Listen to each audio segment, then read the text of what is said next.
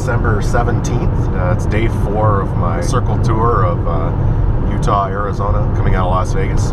Just left Canyonlands National Park and I'm headed to Monument Valley. So let's review what I've done so far. Day 1, landed in Las Vegas early in the morning. Got some provisions, things to last me the 5 days, 6 days, 5 nights of this trip for Zion National Park. Zion was beautiful. I wish I had a little bit more time to spend there.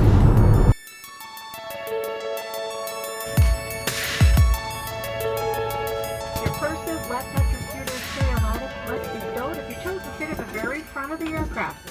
Your purses, your laptop, computers, your periodics must go up in an overhead bin, as you cannot hold it on your lap. It cannot go on an empty seat. It cannot go down or around your seat area, and the space under your seat for the passenger who is sitting behind you. Once enclosed,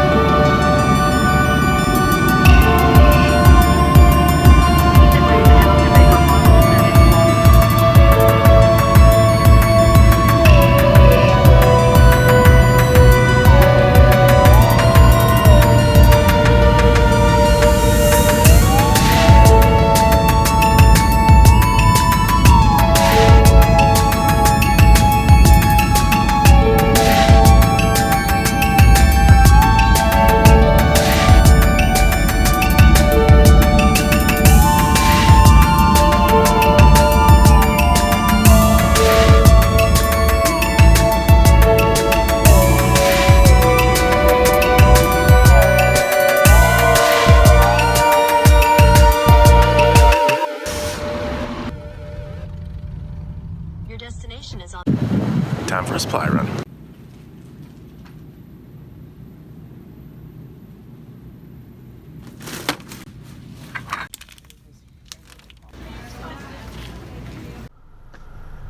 Okay, that's enough monkeying around for one day. Left 5:30 this morning from Michigan and arrived at 9:30 this morning Pacific time in Las Vegas. Now I'm at Target. I just got done picking up a bunch of groceries to make this all happen. I'm ready to go. Oh, there's one very important thing left to do. Let's see. Craft beer store.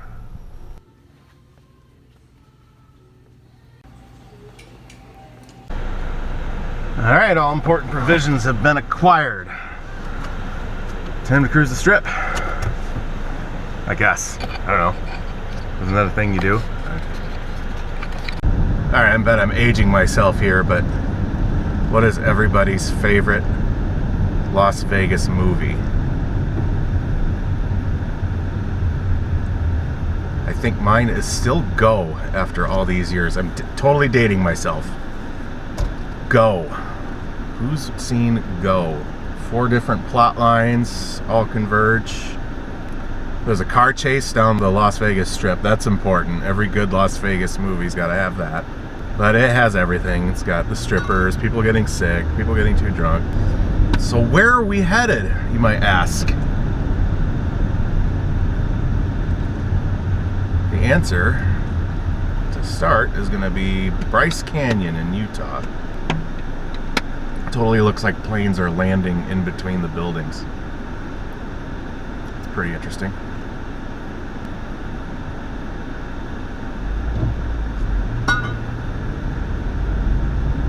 Clang! Those beers are going to be clanging the whole way there. I got 5, I don't know, they're not 40 ounce or 24 ounce or whatever. 5 local-ish craft brews. I'll have to look at them later.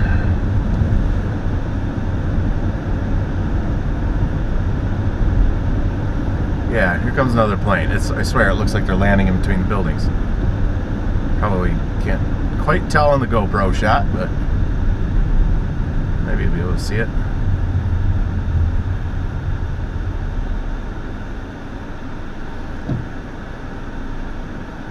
Earlier I saw one of those weird, unmarked, red stripe, plain white, I don't know, 737s.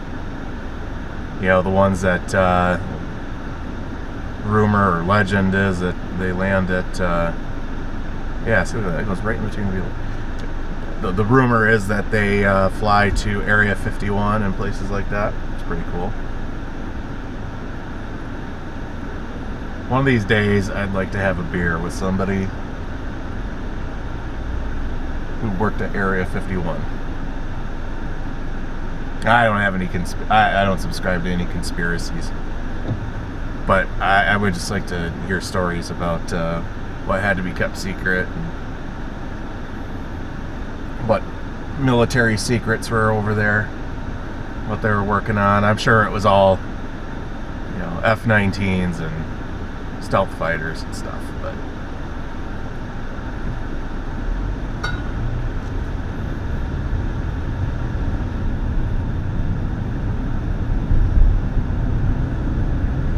it is 61 degrees in Las Vegas. I'm actually running the air conditioner in the car because it's cold, or kind of warm.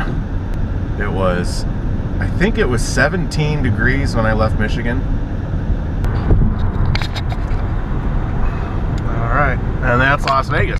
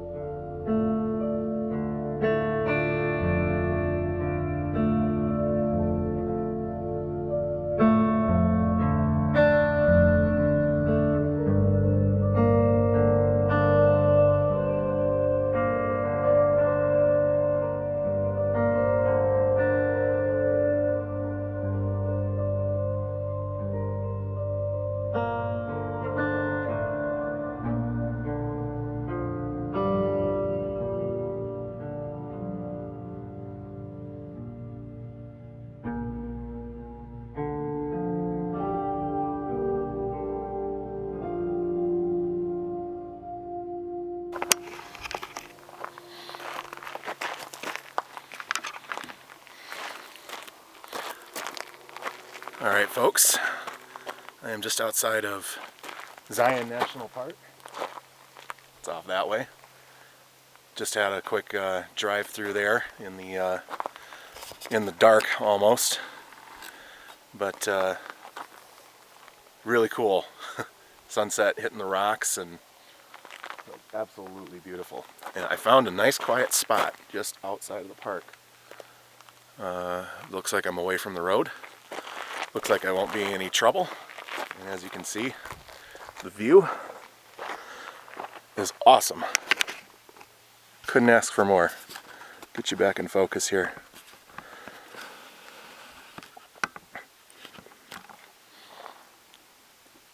Okay, so I'm going to spend some time setting up my camp, so to speak.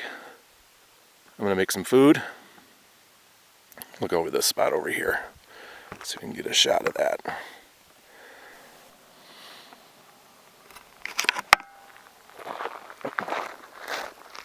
Here's another quick shot towards the park. I'll zoom on out here. Beautiful.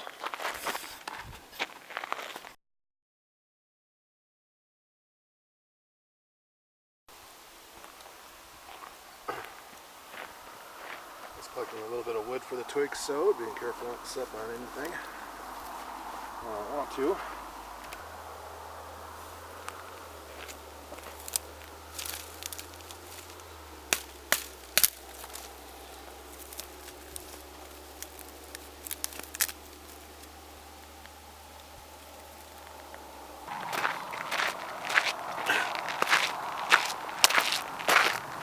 Alright, this might be enough to get the twig stove going, I think.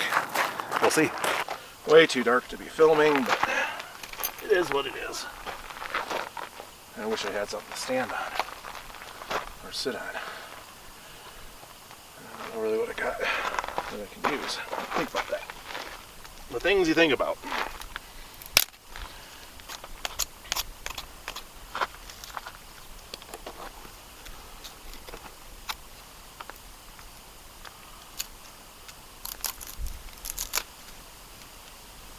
I'm going to try and split this down a little bit since I can't seem to shave it really good. It's really hard wood.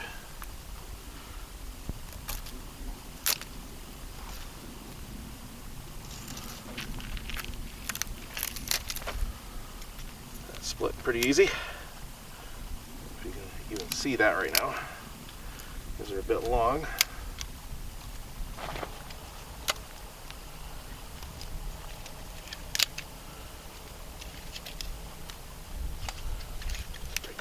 Pieces of this, I guess.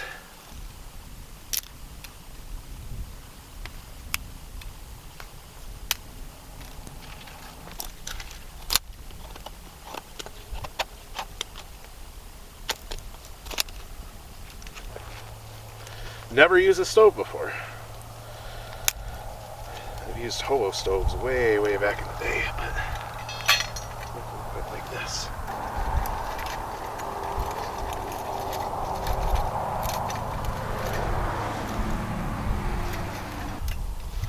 Sticks, and I got some grass. I got a few twigs and stuff that I can use to maybe help it along.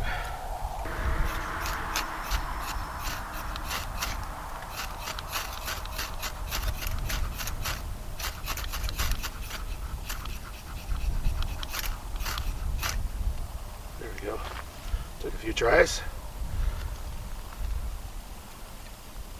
Feeding this. Small pieces if I can find them. Kind of dark.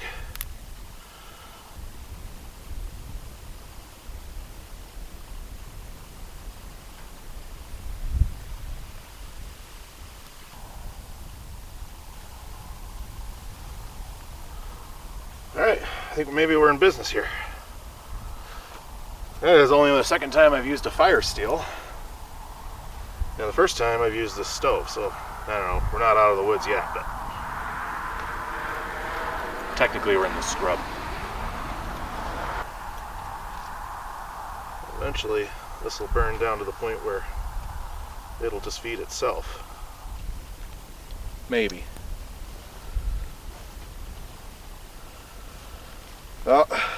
Oh, she doesn't want to stay lit.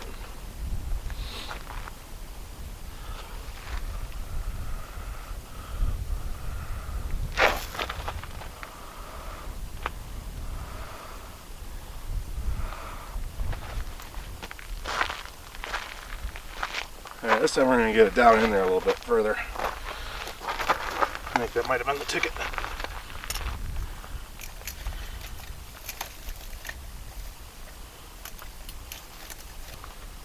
Need to make a lanyard for this thing.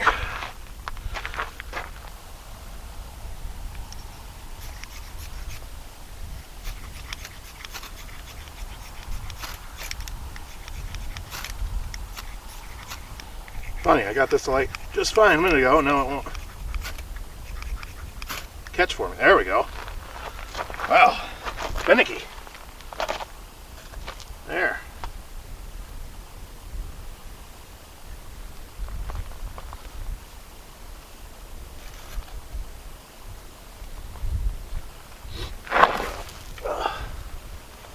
All right, now I think we're going.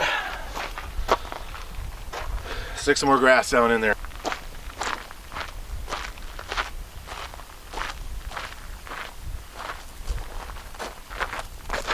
Just found this stuff. Check and see how much of a fire starter that could be. Then try it.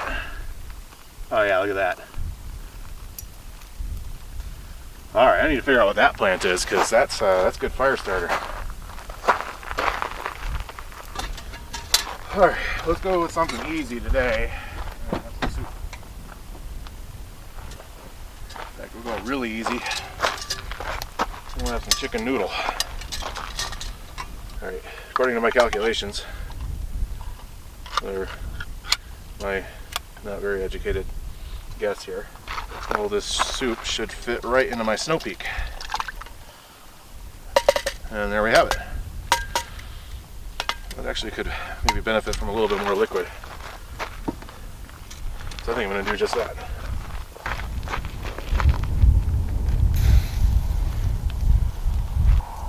Yep. And the lid.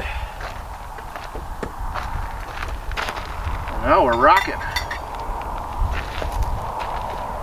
Little bush stove. A few twigs. We got ourselves some dinner going.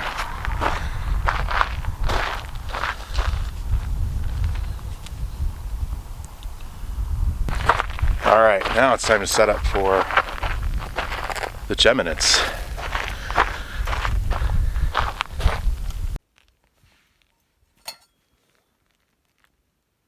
Almost there, steaming.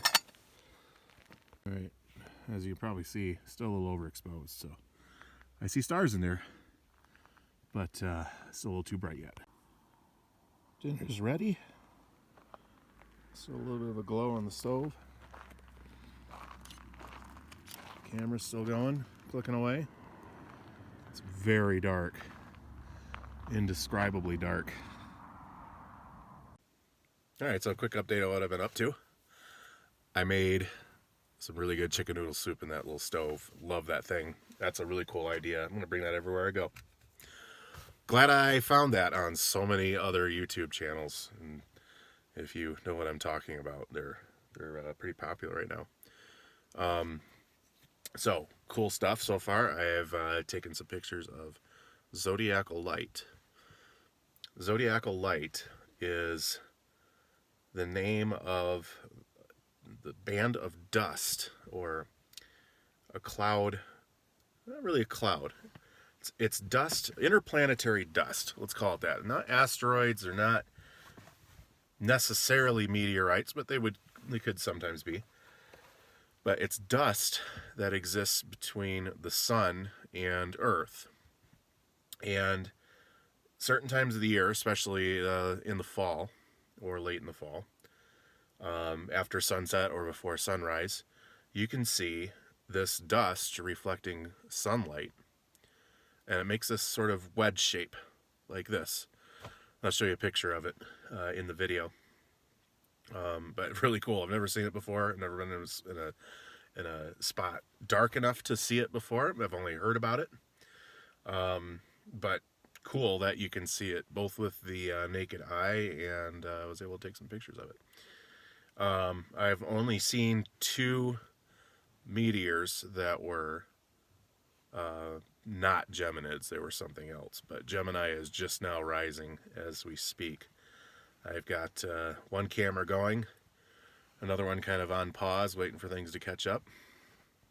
Other than that, time to get this car organized. Later.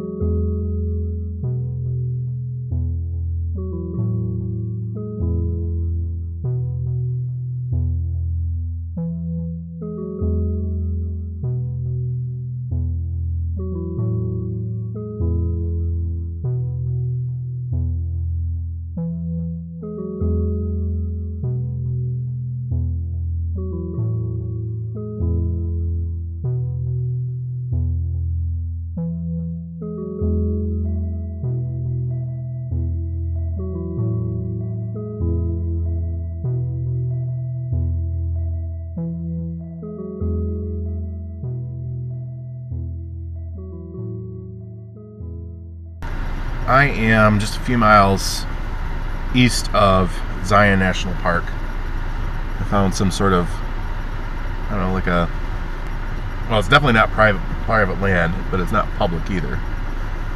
It's heavily used just off of the main highway here. I think it's State Road 9.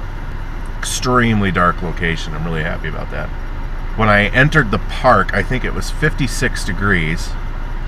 And the sun was setting, and we're down to 34 now. It's 8:45 local time, so it's getting quite cold.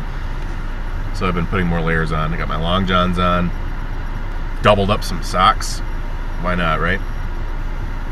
Put on an extra fleece, and I've got this scarf to go over my neck next, as it's starting to get even too cold for the layers I have on. Car says it's 34 degrees, but with exposure to this much sky, it's probably even colder.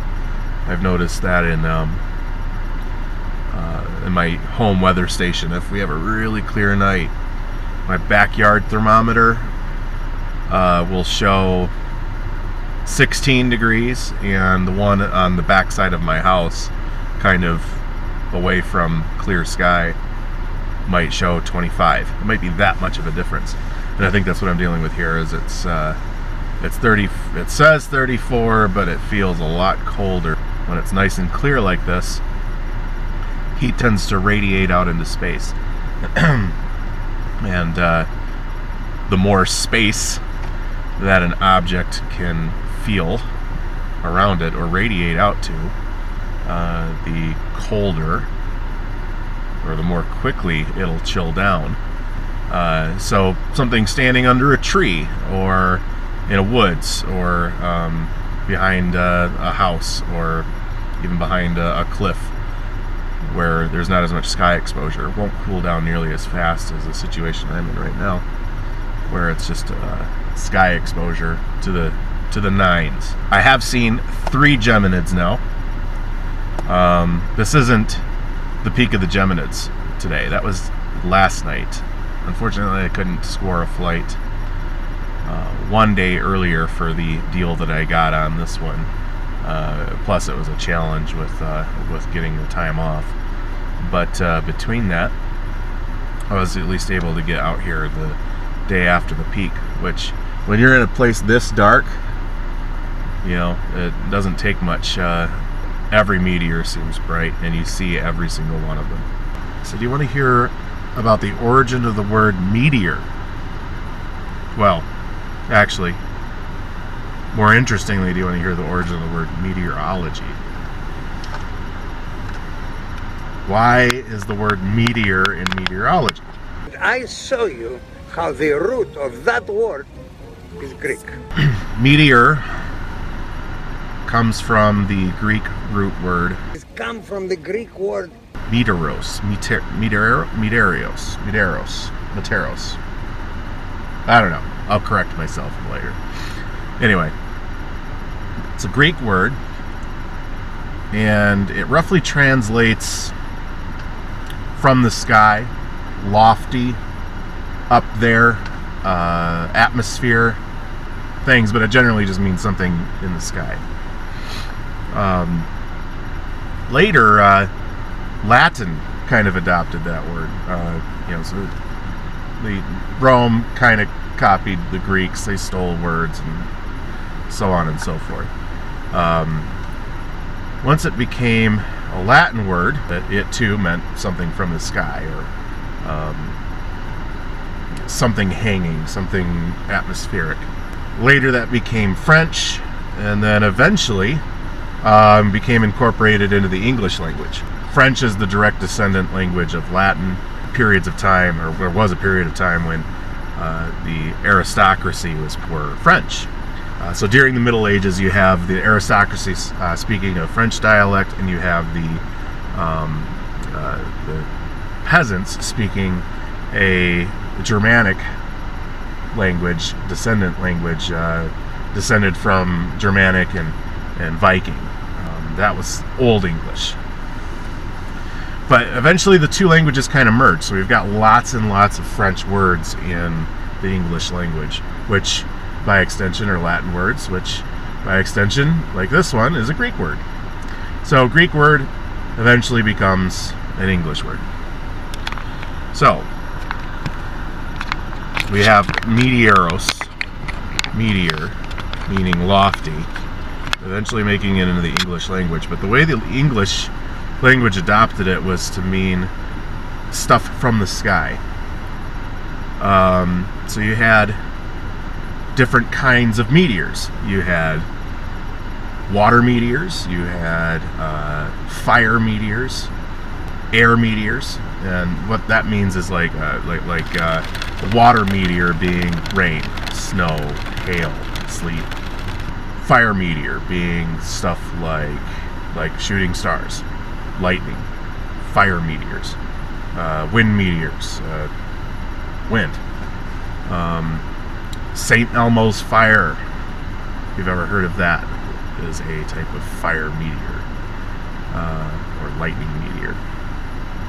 So all these different kinds of things that are lofty or in the sky became known as different kinds of meteors. We had ice meteors, snow meteors, rain meteors, and shooting stars, all being called lofty things. And hence we have the study or the discussion of meteorology, which is altogether a Greek word.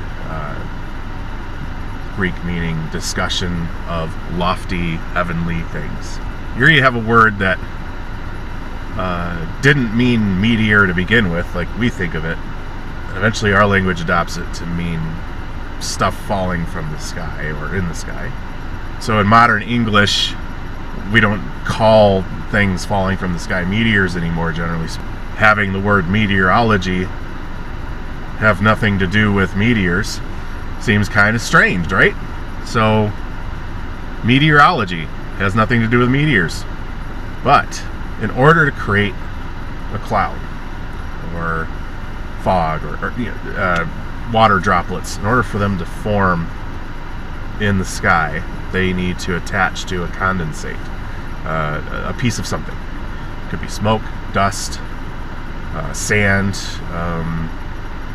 anything larger than a few molecules, really. Something needs something with some substance that the water molecule can then attach to and condense, and then more water molecules can then attach to that water molecule, and eventually you end up with either an ice crystal or a water droplet forming a cloud. But one of the most common things that water droplets form on is space debris, meteor dust. Meteors streak through the sky, they leave a trail of dust. It slowly descends through the atmosphere, at the speed of a feather, very, very slowly. Water droplets condense on that meteor dust. Eventually, the water or the ice becomes snow or rain or maybe hail or a thunderstorm, which can produce lightning. Wouldn't you know it, we ended up being right all along.